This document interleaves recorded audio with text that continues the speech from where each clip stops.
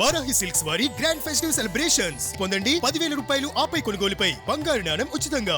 Guarantee కార్డులు పట్టుకొని ఆ రోజు ఆయన చెప్తా ఉన్నాడు, భద్రంగా పెట్టుకోండి, గ్యారంటీ కార్డులు భద్రంగా దాచిపెట్టుకోండి.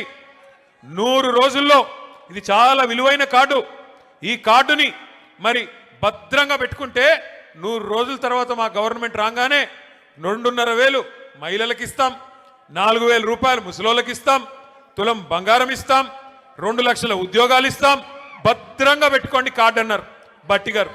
మరి ఇవాళ నేను బట్టి గారిని అడుగుతున్నా, బట్టి గారు 100 రోజులు కార్డును పెట్టుకోమన్నారు, మరి ఇప్పుడు 2 ఏళ్ళు అయిపోయింది, ఇప్పుడు ఎక్కడ పెట్టుకోవాలి కార్డు? ఎక్కడ పెట్టుకోమంటావు ఇప్పుడు కార్డు? చెప్పు, ఎక్కడ పోయింది నీ 2,500? ఎక్కడ పోయింది 4,000 పెన్షను? ఎక్కడ పోయింది తులం బంగారం? ఎక్కడ పోయినాయి స్కూటీలు? ఎక్కడ పోయినాయి విద్యా భరోసా కార్డులు? ఎక్కడ పోయినాయి 1,00,000 కోట్ల బడ్జెట్, బీసీలకి 42% రిజర్వేషన్లు? చెప్పుకుంటూ పోతే 420 హామీలు, ఒకటి కాదు రెండు కాదు. సర్వభ్రష్ట ప్రభుత్వం ఇది, సర్వే సర్వత్రా అందరినీ మోసం చేసిన ప్రభుత్వం. అక్కడ మా తమ్ముళ్ళు 30% అని పట్టుకున్నారు. అది ఎవరి గురించో మీకు తెలుసు. ఒక మంత్రి కాదు, మీ జిల్లాలో అందరు మంత్రులు 30% నడిపిస్తున్నారు. బీ ట్యాక్స్ 30%, ఇక్కడ పక్కన పీ ట్యాక్స్ బాంబులేటి మంత్రి గారికి ఆయన ట్యాక్స్ కూడా 30%. ఏ భూమి ఆయన దగ్గర పోయినా 30% నాకు ఇచ్చేయమని అడుగుతున్నాడు బాంబులేటి గారు. అట్లాగే ఇక్కడున్న తుమ్మల గారు కూడా, ఆయన కూడా అదే పనిలో ఉన్నాడు. ఎవరికి వాళ్ళు ముగ్గురు ఇవాళ ఏ ఒక్కరు కూడా జిల్లాకి పనికొచ్చే ఒక్క పని కూడా చేయడం లేదు. ముగ్గురు మోసగాళ్ళు, మొనగాళ్ళు కాదు. ఒకటి మాత్రం వాస్తవం, ఈ ముగ్గురు మోసగాళ్ళకి అసలైన నాయకుడు ఎవడా అంటే అలీబాబా పైన ఉన్నాడు. 2 ఏళ్ళు అయిపోయింది. ఎన్ని ఈస్ట్ మన్ కలర్లో సినిమాలు చూపెట్టారు, అద్భుతమైన రంగుల కళ లాంటి సినిమా. మీకు ఇది ఇస్తాం, అది ఇస్తాం, అది చేస్తాం, ఇది చేస్తాం. 2 ఏళ్లలో ఏం చేశారు ఖమ్మానికి నేను అడుగుతున్నా. ఈ జిల్లాలో కేసీఆర్ గారు 7.5 లక్షల ఎకరాలకు నీళ్ళు ఇవ్వాలని చెప్పి, గోదావరి జలాల మీద పూర్తి హక్కు ఖమ్మం జిల్లాకి దక్కాలని చెప్పి, ఎందుకంటే మీ తర్వాత కిందికి ఆంధ్రాకి, ఆంధ్ర నుంచి కిందికి సముద్రంలోకి నీళ్లు పోతాయి. తెలంగాణలో కిందేమీ లేదు ఇంకా ఖమ్మం తర్వాత, కొత్తగూడెం తర్వాత.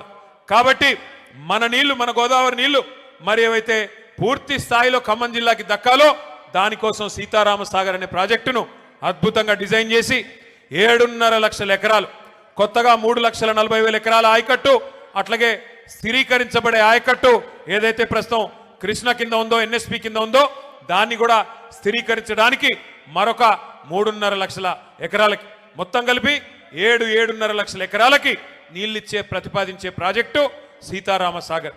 ఏనుగెళ్ళింది తోక చిక్కింది అన్నట్టు 90% పనులు కేసీఆర్ గారే పూర్తి చేసినారు. చేసి చివరికి మనం దిగిపోయే నాడు డిసెంబర్ 2023లో కట్టిన ఇల్లు పెట్టిన పొయ్యి అన్నట్టుగా వీళ్ళ చేతికి తాళాలు ఇచ్చి మనం పక్కకు తప్పుకున్నాం. 2 ఏళ్ళైంది. ఏం చేశారు మరి? అశ్వారావుపేటలో ఈరోజు నిజానికి ఒక్క సీతారామ సాగర్ ద్వారా 1,30,000 ఎకరాలకి నీళ్ళు ఇచ్చేదానికి కేసీఆర్ గారు డిజైన్ చేశారు. సత్తుపల్లి నియోజకవర్గంలో కల్లూరు కావచ్చు, వేంసూరు కావచ్చు, పెనుబల్లి కావచ్చు, 4 మండలాల్లో 40,000 ఎకరాలకు నీళ్ళు ఇవ్వడానికి సీతారామ సాగర్ని కేసీఆర్ గారు డిజైన్ చేశారు.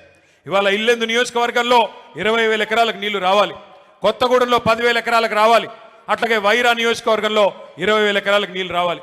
కానీ ఇల్లెందును కట్ చేసి, ఇల్లెందుకి నీళ్లు పోకుండా చేసి ఇవాళ అక్కడి నుంచి కూడా అఖిలపక్ష నాయకులు వచ్చిన్నారు, మా కాలువలు లేకుండా చేస్తున్నారు, మా నీళ్లు రాకుండా చేస్తున్నారని చెప్పి ఇల్లెందును కట్ చేసి ఇవాళ కేసీఆర్ గారి ఉద్దేశంతోనైతే ఖమ్మం జిల్లాని సస్యశ్యామలం చేయాలి, గోదావరి జలాలతో తలపెట్టారో ఒక్క అడుగు కూడా ముందుకేయకుండా, ఒక్క పని కూడా చేయకుండా కేవలం కమిషన్ల కోసం మాత్రమే ఈ జిల్లాలోని 3 మంత్రులు ఇవాళ పనిచేస్తూ ఉన్నారు.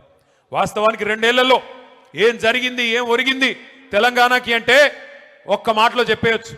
రామాయణం కదా, కట్టే కొట్టే తెచ్చే అన్నట్టుగా ఏందయ్యా కాంగ్రెస్ ప్రభుత్వం 2 ఏళ్లలో చేసింది అంటే ఎగవేతలు, కూల్చివేతలు, పేల్చివేతలు, ఈ 3 తప్ప పీకిందేమీ లేదు.